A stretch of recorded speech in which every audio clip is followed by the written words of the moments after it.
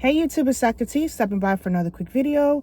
Today I want to talk about the New York Knicks winning the championship, which I am so proud of them. 53 years in the making and they finally did it. But let's talk about the sensitive location. So on Saturday, Times Square, there's a big celebration. Everybody came out, Brooklyn, different areas. A lot of people came out in New York City to celebrate this big victory, right? So I wanted to talk about the sensitive locations because in Times Square, which is a big sensitive location, we had, or across New York City, but mainly there, we had a shooting. Okay, a young teen, about 17, got shot in the foot. From what I understand, it's being reported that several people, I don't know, between like 3 and 5, have been arrested for, shooting this teen in the foot.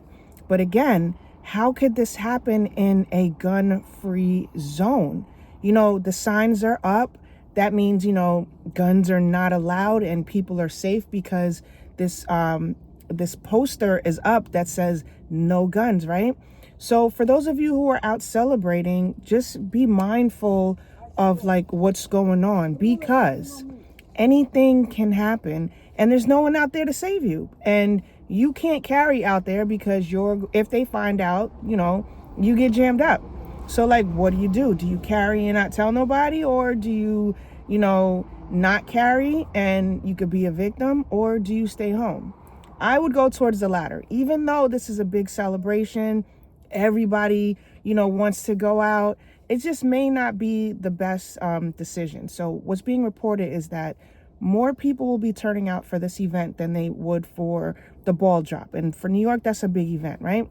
So just be mindful of the large gatherings to this capacity. So what's being reported is that over the weekend, mainly Saturday, while, New York City was celebrating, there were 63 arrests. There were 4 stabbings and 1 kid got shot. And there were over 1,000, let me make sure I didn't forget. Over 1,000 police officers that were, placed all over the city to kind of control the crowd. In addition to that, those who were out decided to set, a bus or two on fire, jump on a bunch of cabs and cars, and cause a lot of destruction in the city. Now, I know everyone celebrates their own kind of way, but destroying your community, or many aren't even from that area, and they come and, they just tear up the neighborhood for whatever reason. But while you are celebrating, please be mindful of your surroundings. Please understand that everyone does not celebrate this great victory the same way that you would. So where you may, just be outside with your friends and celebrating, or having a good time and shouting and just being positive, there are others who have terrible intentions and, seek this opportunity to create harm against others. So just be mindful, because again, New York City has a really strict concealed carry law. Parades, you are not allowed to carry in parades.